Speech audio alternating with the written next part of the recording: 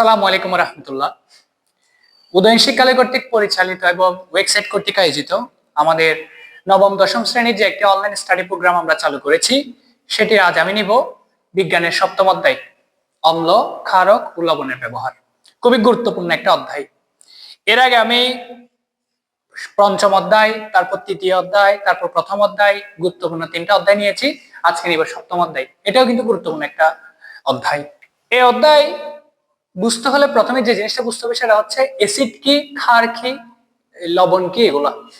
তার আগে আমি এই অধ্যায়টা তোমরা করার আগে একটা জিনিস বলি, সেটা হচ্ছে আমাদের বর্তমানে প্রকৃতিতে এবং কৃত্রিমভাবে উৎপন্ন হয়েছে এমন করে টোটাল পর্যায় সারণীতে 118টা মৌলের একটা লিস্ট আছে।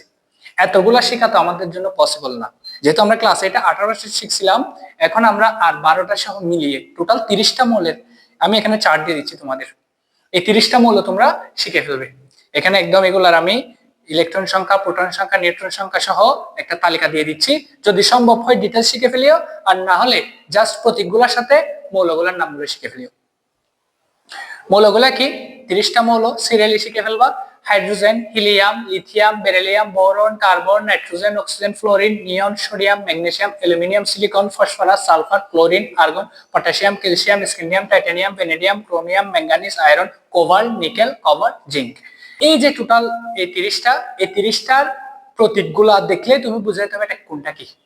যেমন হাইড্রোজেনকে কি দিয়ে প্রকাশ করে? H দিয়ে। সোডিয়ামকে কি দিয়ে প্রকাশ করে? Na দিয়ে। জিঙ্ককে কি দিয়ে প্রকাশ করে? Zn দিয়ে। অর্থাৎ যার নাম যেটা, সেটার প্রথম অক্ষর দিয়ে বা প্রথম দুইটা অক্ষর দিয়ে বা প্রথম এবং 3 নম্বর অক্ষর দিয়ে এটাকে চিনাই। যেমন ওর নাম হচ্ছে রহিম, তাহলে রহিমের প্রতীক কি হবে? আর। ওর নাম হচ্ছে করিম, করিমের প্রতীক কি হবে? কে। তাহলে হাইড্রোজেনকে আমি কিভাবে চিনবো? H দিয়ে, অর্থাৎ প্রথম অক্ষরটা দিয়ে। তবে কয়েকটা ভিন্ন আছে। যেমন সোডিয়াম শুরু হয় Na দিয়ে। সোডিয়ামে শুরু হয় Na দিয়ে, অর্থাৎ পর্যায় সারণীর যে 30টা মৌল এখানে Na দিয়ে সোডিয়াম। তো সোডিয়ামটা কিভাবে চিনবো আমরা? কারণ এটা যে ভাষায়, অর্থাৎ ল্যাটিন গ্রিক ভাষায় এটা নেট্রিয়াম, এটা কে Na দিয়ে প্রকাশ করে। তাহলে কয়েকটা ভিন্ন, বাট বাকি সবগুলা কিন্তু যেটা যে নাম দিয়ে শুরু, এটার প্রথম দুই একটা অক্ষর দিয়ে কিন্তু এগুলোর নাম। যেমন ক্লোরিন Cl দিয়ে, ক্যালসিয়াম Ca দিয়ে, ম্যাগনেসিয়াম Mg দিয়ে, এই নাইট্রোজেন N দিয়ে, অক্সিজেন O দিয়ে, ওকে, নিয়ন N দিয়ে, Ne দিয়ে। এগুলা হচ্ছে কয়েকটা ইজি মেথড, মানে বুঝে যাওয়ার জন্য। তাহলে H মানে কি? হাইড্রোজেন, O মানে কি? অক্সিজেন, সোডিয়াম Na, তারপর ক্লোরিন। আমরা ইজিলি তাহলে মৌলগুলো দেখলে আমরা বুঝে যাব কোনটা কি। ওকে, এখন মৌল মিলে কি হয়? যৌগ হয়। মৌল মিলে কি হয়? যৌগ হয়। এখন এটা আমরা ইজিলি আস্তে আস্তে করতে করতে করতে করতে বুঝে যাব। তবে ফার্স্ট এই অধ্যায়টা শুরু করার আগে তোমাদের প্রথম শর্ত হচ্ছে কি? 30টা মৌলের প্রতীক সহ এগুলোর প্রোটন সংখ্যা, ভর সংখ্যা, নিউট্রন সংখ্যা এগুলো শিখে ফেলা। এটা শিখবা, 30টা বেশিক্ষণ কষ্ট হবে না। সাধারণত প্রোটন সংখ্যা কি, যেটা যে সিরিয়ালে পড়ছে, অর্থাৎ হাইড্রোজেন, হিলিয়াম, লিথিয়াম। আমি যদি বলি ক্লোরিনের প্রোটন সংখ্যা কত, অথবা ইলেকট্রন সংখ্যা কত, অথবা পারমাণবিক সংখ্যা কত, আমরা ওই সিরিয়ালটা গুনবো, কত নাম্বার সিরিয়ালে ক্লোরিন পড়ছে।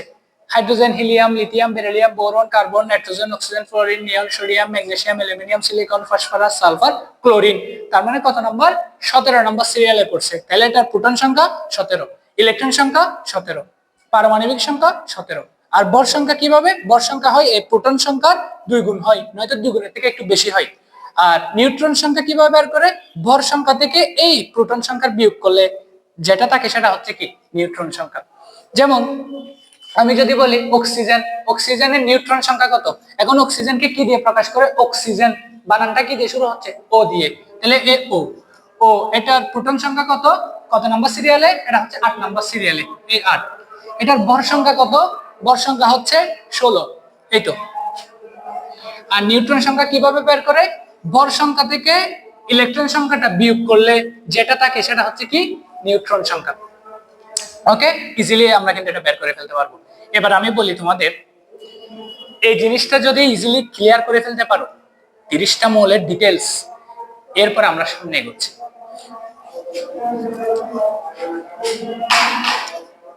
মৌল মিলে কি হয়? যৌগ হয়। যেমন আমি যদি বলি সোডিয়াম আর এটা হচ্ছে ক্লোরিন, এটা একটা মৌল, এটা একটা মৌল। এই দুইটা মিলে কি হয়েছে, যৌগ হয়েছে। সোডিয়াম এবং ক্লোরিন দুইটা যখন এক হয় তখন এটার নাম সোডিয়াম ক্লোরিন বলবো না, এটাকে বলবো কি সোডিয়াম ক্লোরাইড। ঠিক আছে, যেমন এটার নাম হাইড্রোজেন, এটার নাম ক্লোরিন, দুইটা একসাথে বিক্রিয়া করে যৌগ হলে তখন কিন্তু আর এটাকে আমরা হাইড্রোজেন ক্লোরিন বলবো না, হাইড্রোক্লোরাইড বলবো। ঠিক আছে, এখন কথা হচ্ছে এটা কি অ্যাসিড নাকি ক্ষার। মনে রাখবা অ্যাসিড এবং ক্ষারের মধ্যে অ্যাসিড জলীয় দ্রবণে হাইড্রোজেন আয়ন তৈরি করে।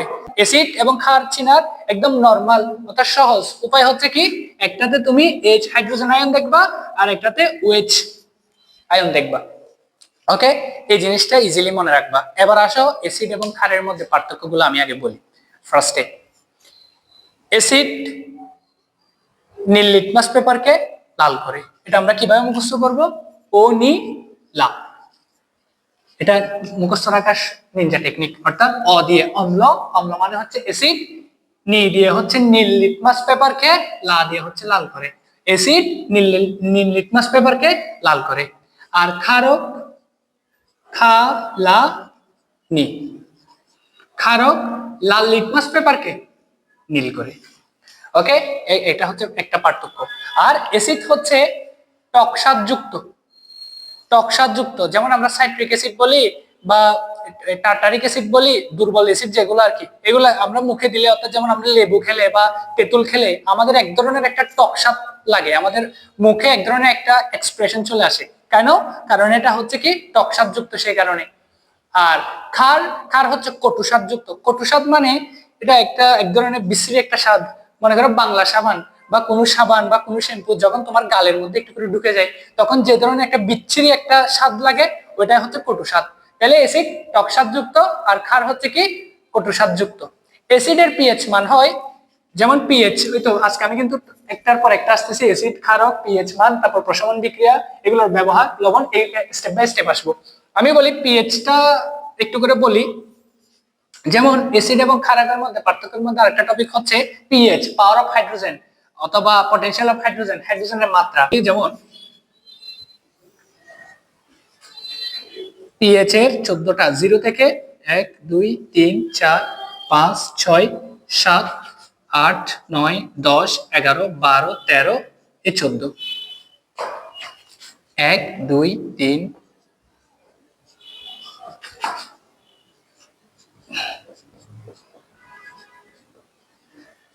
অর্থাৎ পিএইচ এর মানটা আমরা মাপি কোন স্কেলে, 0 থেকে 14 এর ভেতরে। এখন মনে রাখবা কোনো একটা জলীয় দ্রবণে বা কোনো একটা যৌগ বা কোনো একটা দ্রবণের মান যদি 7 হয় তাহলে এটা হয় নিরপেক্ষ, না এটা অ্যাসিড হয় না এটা ক্ষার হয়। আর যদি এটা 7 থেকে কম হয় তাহলে সেটা হয় অ্যাসিডীয়। আর সেটা যদি 7 থেকে বেশি হয় তাহলে এটা এটা কি হবে, ওই দ্রবণটা হবে ক্ষারীয়।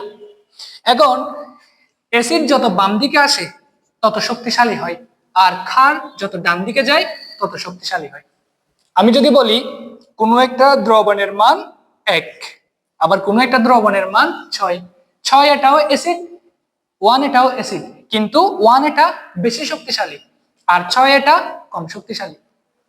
আর কোনো একটা দ্রবণের মান 14 আর একটার মান বললাম 8, এটাও ক্ষার এটাও ক্ষার, বাট এটা হচ্ছে বেশি শক্তিশালী, এটা হচ্ছে একটু কম শক্তিশালী। অর্থাৎ ক্ষারক যত ডান দিকে যায় তত শক্তিশালী, আর এটা যত বাম দিকে যায় তত শক্তিশালী, উল্টা। এখন তাহলে অ্যাসিড এবং ক্ষারকের মধ্যে আরো একটা পার্থক্য আমরা বুঝে গেলাম। ওকে, এগুলো মাথায় রাখবা, আরো অনেক বড় একটা লিস্ট আছে অ্যাসিড এবং ক্ষারকের পার্থক্যের মধ্যে। এখন এখানে আমি একটা জিনিস বলছি কি, পিএইচ মান যত বামে যাচ্ছে তত শক্তিশালী হচ্ছে, বাট যত ডানে তত কি দুর্বল। এটার ক্ষেত্রে যত ডানে যাচ্ছে তত শক্তিশালী, এদিকে যত বামে তত দুর্বল। এখন অ্যাসিড, শক্তিশালী অ্যাসিড কোনগুলা আর দুর্বল অ্যাসিড কোনগুলা, মনে রাখবা যেগুলা জলীয় দ্রবণে পুরোপুরি বিয়োজিত হয়ে যায় সেগুলো হচ্ছে শক্তিশালী অ্যাসিড, আর যেগুলো একটু আংশিক পুরোপুরি বিয়োজিত না হয়ে আংশিক পরিমাণ বিয়োজিত হয় এগুলো হচ্ছে দুর্বল অ্যাসিড। যেমন CH3COOH, এটা একটা অ্যাসিড কিন্তু এটা দুর্বল অ্যাসিড। ওকে, অ্যাসিটিক অ্যাসিড যেটাকে আমরা বলি অ্যাসিটিক অ্যাসিডের সংকেত হচ্ছে কি CH3COOH, এটা হচ্ছে দুর্বল acid. But hydrochloric acid, sulphuric acid এগুলো হচ্ছে শক্তিশালী অ্যাসিড। তাইলে আমরা খাবারে সাধারণত এই টার্টারিক অ্যাসিড যেগুলো বলতেছে বা মেলিক অ্যাসিড, তারপর সাইট্রিক অ্যাসিড, এগুলা কিন্তু আমরা নরমালি কিন্তু বিভিন্ন ফলমূলের মধ্যে পেয়ে থাকি। এগুলো আবার অনেক সময় আমাদের বিভিন্ন শরীরের অপূর্ণতাকেও পূর্ণ করে দেয়। প্রশমন বিক্রিয়াটা কি? আমি বললাম কি দুইটা মৌল পাশাপাশি বসলে যৌগ হয়। এখন ধরে নিই এটা একটা মৌল, এ এবং বি একটা মৌল, মৌল মৌল মিলে যৌগ সিডি এটা একটা। এখন এরা বিক্রিয়া কিভাবে করবে, অর্থাৎ বিক্রিয়া আমরা যারা তোমরা সায়েন্সের স্টুডেন্ট আছো তোমরা কিন্তু ইজিলি বিক্রিয়াগুলো কিভাবে করে না করে জানো, বাট যারা ফার্স্ট ক্লাস করতেছো বিক্রিয়াগুলা নরমালি ইজিলি কিভাবে করবে একটা ধারণা দিয়ে দিচ্ছি। সেটা হচ্ছে দুইটা মৌল পাশাপাশি আছে না, একটা ধনাত্মক একটা ঋণাত্মক, একটা ধনাত্মক একটা ঋণাত্মক, এ পাশের ধনাত্মকটা এ পাশের ঋণাত্মককে আকর্ষণ করবে আর এটা এ পাশেরটাকে, তাহলে এ পাশের ধনাত্মক এ পাশের ঋণাত্মককে কি করবে, এই অ্যাডই হয়ে যাবে আর এটা বি এবং কি হয়ে যাবে সি। তাহলে বিক্রিয়াটা এইভাবে। তাহলে এটা থেকে আমি যদি এটা বাস্তবে যদি প্রয়োগ করি, যেমন এখানে আছে দেখো HCl NaOH, হাইড্রোক্লোরাইড অ্যাসিড এবং সোডিয়াম হাইড্রোক্সাইড। এটা কি H দেখতেছো এখানে হাইড্রোজেন আয়ন, আর এখানে OH আয়ন দেখতেছো, তাইলে এটা অ্যাসিড এটা ক্ষার, এটা হচ্ছে কস্টিক সোডা যেটাকে আমরা বলি, আর এটা তো হাইড্রোক্লোরিক অ্যাসিড ক্লোরাইড অ্যাসিড। তাহলে অ্যাসিড এবং ক্ষার বিক্রিয়া করে কি উৎপন্ন হবে এটা আমরা একটু দেখি। এখানে এটা ধনাত্মক এটা ঋণাত্মক, এটা ধনাত্মক এটা ঋণাত্মক। এখন এ পাশের এই হাইড্রোজেনটা এটার সাথে বিক্রিয়া করবে আর এ পাশের ক্লোরিনটা সোডিয়ামের সাথে বিক্রিয়া করবে, তাইলে NaCl আর এটা এখানে একটা H এখানে একটা H, কয়টা H হলো, দুইটা H, H2, আর বাকি আছে কি O, H2O। তাইলে অ্যাসিড এবং ক্ষার বিক্রিয়া করে এই যে ক্লোরিন দেখতেছো না, ক্লোরো ফ্লোরো ব্রোমো আয়োডো এগুলা কি লবণ, অর্থাৎ NaCl এটা একটা খাবার লবণ। তাইলে এটা কি করতেছে, এখানে লবণ এবং পানি উৎপন্ন হলো, H2O হচ্ছে পানির সংকেত। তাহলে অ্যাসিড এবং ক্ষার বিক্রিয়া করে লবণ এবং পানি উৎপন্ন করছে না, তাহলে এটা কি হয়ে যাবে, প্রশমন বিক্রিয়া হবে। ওকে, প্রশমিত করবে। যখন আমাদের কোনো একটা জায়গায় অ্যাসিডিটির মাত্রা বেড়ে যায়, অ্যাসিডের মান বেড়ে যায়, ওইখানে আমাদের ক্ষার জাতীয় বস্তুগুলো দিতে হয়, সেটা সার হোক বা খাবার হোক বা ওষুধ হোক। আর যখন ক্ষারের মাত্রা বেড়ে যায় তখন অ্যাসিডের প্রয়োজন হয়। একটা আরেকটার সাথে বিক্রিয়া করে এখানে কি করে, জায়গাটাকে প্রশমিত করে, রিলিফ দেয়, শান্তি দেয় এখানে কোনো একটা। এইগুলো আমরা এখন এই দুইটা সৃজনশীল করতে গেলে ইজিলি বুঝে যাব। যেমন আমরা খাবার খাই, সাধারণত অনেক ধরনের খাবার খেয়ে থাকি। এখন এই খাবারগুলো হজম করার জন্য আমাদের পাকস্থলীতে 2 pH মানের হাইড্রোক্লোরাইড অ্যাসিডের প্রয়োজন হয়, HCl প্রয়োজন হয়, যার pH মান কত হবে 2। কিন্তু এর থেকে যখন কম হয় অথবা একটু হেরফের হয়, pH মান 2 থেকে একটু কম বেশি হয়, তখন আমাদের এখানে কি হয়, অ্যাসিডিটির মাত্রা বেড়ে যায়, অ্যাসিডের মাত্রা বেড়ে যায়। তখন আমরা অ্যান্টাসিড জাতীয় অর্থাৎ অ্যান্টি অ্যাসিড, অ্যান্টা মানে অ্যাসিডের অ্যান্টি যেটা ডালে আমরা সেটা হচ্ছে কি ক্ষার, এই ক্ষার জাতীয় ওষুধগুলো যখন আমরা খাই তখন আমাদের কি হয়, অ্যাসিডিটির সাথে ক্ষার জাতীয় ওষুধগুলো গিয়ে একটা আরেকটার সাথে বিক্রিয়া করে লবণ এবং পানি উৎপন্ন হয়, আমাদের রিলিফ দেয়। এখন আরেকটা বিষয় হচ্ছে, সেটা হচ্ছে এগুলোর ব্যবহার বিভিন্ন ক্ষেত্রে হয়ে থাকে। অ্যাসিড ক্ষারক লবণ এগুলোর ব্যবহার বিভিন্ন ক্ষেত্রে হয়ে থাকে, সেগুলো আমাদের সাধারণত সারাদিনের দৈনন্দিন জীবনে হয়ে থাকে, কৃষি মাঠেও হয়ে থাকে, বিভিন্ন শিল্প কারখানায় হয়ে থাকে, আমাদের চোখের সামনে হচ্ছে এগুলা। আমি এবার কয়েকটা এখানে করলে সৃজনশীল প্র্যাকটিস করলে আমরা বুঝে যাব। রহিম সাহেবের পাকস্থলীর pH মান 1.6, তার পেটে প্রায় বিভিন্ন সময় সমস্যা দেখা দেয়, যাবেই তো, কারণ পাকস্থলীর pH মান কত হওয়া দরকার হয় বলছিলাম 2, এর থেকে একটু হেরফের হলে কি হয়, অ্যাসিডিটির একটু কি পেটের মধ্যে অ্যাসিডিটি বেড়ে যায়। তো তার এটার 1.6, তার মানে এখানে ওর ঠিক নাই, এটা pH মান ঠিক নেই, ওর কি করতে হবে, অ্যান্টাসিড জাতীয় ওষুধ খেতে হবে এটা রিলিফ করার জন্য।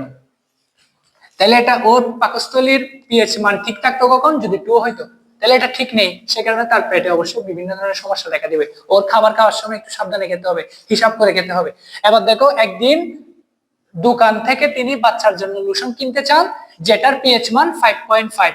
এখন একটা কথা বলি, বাচ্চাদের জন্য যে লোশন, বাচ্চাদের যে ত্বক, ওইটার pH মান 7 হয়ে থাকে, আর আমরা যারা বয়স্ক আমাদের যে ত্বক সেটা 4 থেকে 6 এর ভিতর হয়ে থাকে, আনুমানিক 5.5, অর্থাৎ হালকা অ্যাসিডিও। কিন্তু আমাদের জন্য আমরা যে লোশন ব্যবহার করব বা ক্রিম ব্যবহার করব সেটা আমাদের ত্বকের pH মানের উপর ডিপেন্ড করবে। কিন্তু একটা বাচ্চা যার ত্বকটা হচ্ছে নিউট্রাল অর্থাৎ 7 নিরপেক্ষ, তার জন্য তো আর আমরা যে লোশন ব্যবহার করব সেটা করা যাবে না, কারণ বেবিদের জন্য বেবি লোশন, আর আমরা যারা বয়স্ক বয়স্কদের জন্য বয়স্ক লোশন। তো এই যে আলাদা লোশন গুলার ক্ষেত্রে সে কারণে দোকানদার কি করছিল, সেটার বদলে তিনি আরেকটি অন্য একটি লোশন দেন। অর্থাৎ দোকান থেকে যখন এই রহিম সাহেব তার বাচ্চার জন্য একটা লোশন কিনতে চান যেটার পিএস মান ছিল 5.5, দোকানদার সেটা না দিয়ে আরেকটা দিলেন। কেন? কারণ এই এসিডিও যেটা এই লোশন সেটা তার বাচ্চাদেরকে দেওয়া যাবে না, ওই কারণে বাজারে বাচ্চাদের জন্য আলাদা লোশন, আলাদা তেল, আলাদা সবকিছু থাকে। এরপরে টাইপ 2, এটা তো আমি বললাম একটা এরকম যৌগ দেওয়া থাকবে, যৌগ দিয়ে এখানে শূন্যস্থান দিয়ে দিবে, শূন্যস্থান দিয়ে বলবে যে এখানে কি উৎপন্ন হবে, এটা কি কি কাজে ব্যবহার হয়। ওকে, তো আমরা জানি খাবার লবণ কোথায় কি কাজে ব্যবহার হয়, বা পানি আমাদের যদি এখানে শূন্যস্থান দিত তাহলে পানি কোথায় কোথায় লাগে, এগুলো আমরা ইজিলি করে দিব। অথবা অ্যাসিড এবং ক্ষার বিক্রিয়া করে এখানে কি উৎপন্ন হবে, লবণ এবং পানি, এটা একটু ব্যাখ্যা করে দিবা। ওকে, সেম এটা বিক্রিয়াটা কিভাবে করব আমরা, একটা ধনাত্মক একটা ঋণাত্মক, একটা ধনাত্মক একটা ঋণাত্মক দাও, এই মাইনাসটা এই প্লাসের সাথে, তাহলে কি হবে অ্যালুমিনিয়াম ক্লোরাইড।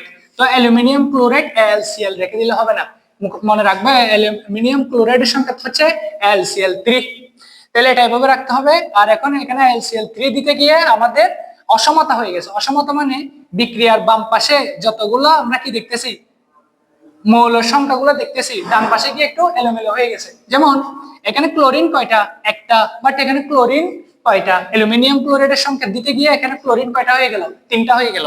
তো এই কারণে আমাদের ব্যালেন্স করতে হবে, সমতা করতে হবে। তো দুই পাশে সমতা করার জন্য আমরা কিছু কি বসাবো, সংখ্যা যোগ করতে হবে। যেমন এখানে ক্লোরিন কয়টা, 3টা, বাট এখানে কয়টা, একটা, তো এখানে 3 বসাই দিই আমরা সামনে। ওকে, HCl3 বলতে কিছু নাই, HCl3 বলতে কিছু নাই, এই কারণে এখানে এটা এখানে না দিয়ে এখানে দিছি। ওকে, সামনে দেওয়া যাবে। তবে সামনে দিতে গিয়ে হাইড্রোজেন এখানে কয়টা হয়ে গেছে, 3টা, আর এখানে হাইড্রোজেন কয়টা আছে, 3টা, তাহলে হাইড্রোজেন কয়টা হয়ে গেল, 6টা, বাট এখানে হাইড্রোজেন কয়টা আছে, 2টা। তো এটাকে সমতা করো, এই 3 দুগুণে 6টা। ওকে, সমতাকরণ, এটাকে কি বলে, সমতাকরণ। তাহলে দেখি হাইড্রোজেন এখানে 3টা, এখানে 3টা, 6টা, এই তো 3 দুগুণে 6, এরকম কোনাকুনি থাকলে এটা গুণ হয়। ওকে, তাহলে 3 দুগুণে 6। এখানে অক্সিজেন কয়টা, 3টা, এই তো অক্সিজেন 3টা, এই 3টা কিন্তু পুরোটার সাথে আছে। আর এখানে ক্লোরিন কয়টা, 3টা, এই ক্লোরিন 3টা, অ্যালুমিনিয়াম কয়টা, একটা, অ্যালুমিনিয়াম একটা। এই সমতাকরণ, সমতা আছে, ব্যালেন্স, এদিকে যতটা এদিকেও ততটা। ওকে, আর এটা তো সমতা আছেই। এরপর আসো, আসিফ বন্ধুর বাড়িতে পোলাও খুরমা খেলো, খাওয়ার পর তার একটু অস্বস্তি বোধ হলো। এখন অস্বস্তি বোধ হলে আমরা জানি, আমরা কোথাও যখন যাই আমাদের খাবার খাওয়ার পর যখন অস্বস্তি লাগে তখন আমাদের কোমল পানীয়, সেটা ঠান্ডা জাতীয় যেমন 7 আপ বা বিভিন্ন কোল্ড ড্রিঙ্কস দিয়ে থাকে, ওইগুলো আমাদের এগুলো হালকা অ্যাসিডিক টাইপের থাকার কারণে আমরা যখন এখানে খাবার খাই তখন এগুলো হজম করতে সহায়তা করে। তো সে যখন একটু অস্বস্তি বোধ করলো তখন তাকে বোরহানি দিল, ওইটা একটু অ্যাসিডিক টাইপের, তাহলে যেটা খাবারগুলো হজম করার জন্য সহায়তা করছে।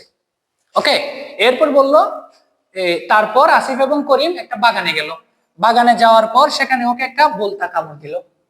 তো এখন বোলতা কামড় দিলে মনে রাখবা, আমাদেরকে যখন বিচ্ছু অথবা বোলতা এগুলা কামড় দেয় তখন আমাদেরকে ওরা হিস্টামিন নামক একটা ক্ষারক, হিস্টামিন নামক একটা ক্ষারক কি করে, ফুটিয়ে দেয়। তো এই যে আমাদের যখন আমাদের এখানে হিস্টামিন নামক এই ক্ষারকটা একটু করে কি হয়, এখানে প্রবেশ করে, তখন আমাদের এই যে কোষগুলা থাকে, কোষগুলা প্রসারিত হয়, প্রসারিত হয়ে এগুলো ফুলে যায়। তো এখন ক্ষারক জাতীয়, যেহেতু হিস্টামিনটা একটু ক্ষারক জাতীয়, এটাকে রিলিফ করার জন্য কি লাগবে, অ্যাসিড জাতীয় মলম লাগবে। আর মৌমাছি যখন হুল ফোটায়, করিমকে মৌমাছি হুল ফোটালো, এখন মৌমাছি যখন হুল ফোটায় তখন কি হয়, ফর্মিক অ্যাসিড নামক এক ধরনের অ্যাসিড প্রবেশ করছে। তো এটাকে রিলিফ করার জন্য যে মলমটা দিবে সেটা কি হবে, ক্ষার জাতীয়। ওকে, তাহলে এখন দেখো, বোলতা কামড় দিছে, হিস্টামিন নামক ক্ষারক প্রবেশ করার কারণে অ্যাসিড জাতীয় মলম লাগছে, আর এখানে অ্যাসিড প্রবেশ করার কারণে ক্ষারক জাতীয় মলম লাগছে, একটাকে রিলিফ করার জন্য আরেকটা। ওই কারণে ডাক্তার দুইজনকে দুই ধরনের মলম দিলেন, একজনকে অ্যাসিডিক, একজনকে ক্ষারীয়। এখন 4 নাম্বার টাইপের প্রশ্নগুলো এরকম আসে, মাটির উর্বরতার ক্ষেত্রে।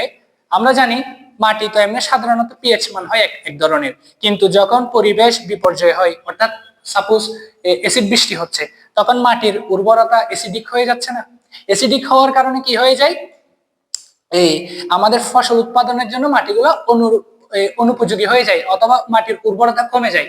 তো যখন মাটিটা অ্যাসিডিক হয়, অর্থাৎ 3 থেকে পিএইচ মান 3 থেকে কমে গেলে মাটিগুলো অ্যাসিডিক হয়ে যায়, তখন আমাদের কি লাগবে, এখানে ক্যালসিয়াম অথবা ম্যাগনেসিয়াম জাতীয় সার প্রয়োগ করতে হবে মাটির উর্বরতা ফিরিয়ে আনার জন্য। অর্থাৎ যখন অ্যাসিড বৃষ্টি হয় বা মাটির মাটিটা অ্যাসিডিক মাত্রা বেড়ে যায়, তখন কি মাটির ক্যালসিয়াম এবং ম্যাগনেসিয়াম জাতীয় উপাদানগুলো কমে যায় অথবা নিচে চলে যায়, তখন আমাদের ক্যালসিয়াম এবং ম্যাগনেসিয়াম জাতীয় সার এখানে প্রয়োগ করতে হয়। আর সেটা যদি ক্ষারীয় হয়ে যায় অর্থাৎ 9.5 থেকে বেশি হয়ে যায়, তখন আমাদের এখানে কি নাইট্রিক বা ফসফেট জাতীয় সার প্রয়োগ করতে হয়। অর্থাৎ অ্যাসিডের মাত্রা বেড়ে গেলে ক্ষার জাতীয় সার, ক্ষারের মাত্রা বেড়ে গেলে অ্যাসিড জাতীয় সার। আর লবণের ব্যবহার তো আমরা বিভিন্ন ক্ষেত্রে করে থাকি, কৃষি ক্ষেত্রে করে থাকি, শিল্প ক্ষেত্রে করে থাকি, আমরা বিভিন্ন সময় খাবারের ক্ষেত্রে লবণের ব্যবহার করে থাকি। তোমরা এগুলো একটা বিভিন্ন ধরনের সৃজনশীল যখন সলভ করবা, তখন এগুলো আরেকটু ডিটেলসে দেখে নিবা। একটা কথা বলি, ক্ষারক কিন্তু দুই ধরনের। যে সকল ক্ষারক পানিতে দ্রবীভূত হয় তাদেরকে আমরা ক্ষার বলি, আর কিছু পানিতে দ্রবীভূত হয় না, ওই কারণে আমরা বলে থাকি কি সকল ক্ষারক, বাট সকল ক্ষারক ক্ষার নয়। কারণ কিছু ক্ষার পানিতে অদ্রবণীয়, কিছু ক্ষারক পানিতে দ্রবণীয়, কিছু ক্ষারক পানিতে অদ্রবণীয়, কিছু ক্ষারক পানিতে দ্রবণীয়। ওই কারণে সকল ক্ষার ক্ষারক, বাট সকল ক্ষারক ক্ষার নয়, কারণ ক্ষারকের আরেকটা প্রকারভেদ আছে। অর্থাৎ আমরা যদি হিসাব করি, মানুষ প্রধানত কয় ধরনের? দুই ধরনের, কিছু হচ্ছে ছেলে আর কিছু হচ্ছে কি মেয়ে। তাইলে আমি চাইলেই বলতে পারি সকল ছেলেই মানুষ, বাট সকল মানুষ কিন্তু ছেলে নয়, কারণ মানুষের আরেকটা প্রকারভেদ আছে। ঠিক আছে, সেম সকল ক্ষারক, বাট সকল ক্ষারক ক্ষার নয়, এটা খ নম্বরে আসে। এটাই আমি আজকে ক্লাসটা, বিশাল একটা ক্লাস খুব সংক্ষেপে আনার জন্য হয়তো অনেকগুলো টপিক ছুটে যেতে পারে। তোমরা বেশি বেশি সৃজনশীল করবা, আর এটার ফিডব্যাকটা আমাকে জানাবা আজকে ক্লাসটা কেমন লাগলো। আমি আজকে কিন্তু সৃজনশীল দিয়ে অধ্যায়টাকে কভার করতে গিয়ে হয়তো একটু তোমাদের কোনো টপিক ছুটে যেতে পারে, তবে আমাকে জানাবা ক্লাসটা কেমন লাগলো, বা কোনো ধরনের প্রবলেম থাকলে আমাকে বলবা।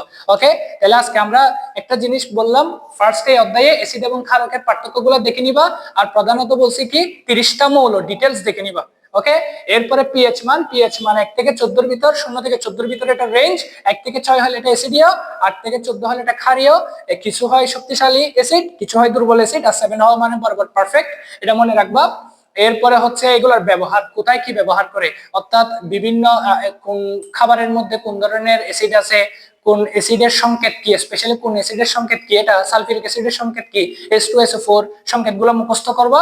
এই তাহলে বেশি বেশি সৃজনশীল করবা গাইড থেকে বা টেস্ট পেপার যেটা আছে, আর বইটা স্পেশালি ভালোভাবে পড়বা। আশা করি এই অধ্যায় দিয়ে মোটামুটি অধ্যায় 3টা তোমরা বুঝছো। ইনশাআল্লাহ আমি পরবর্তী ক্লাস 10 অধ্যায়ের পরে নিব। আল্লাহ হাফেজ।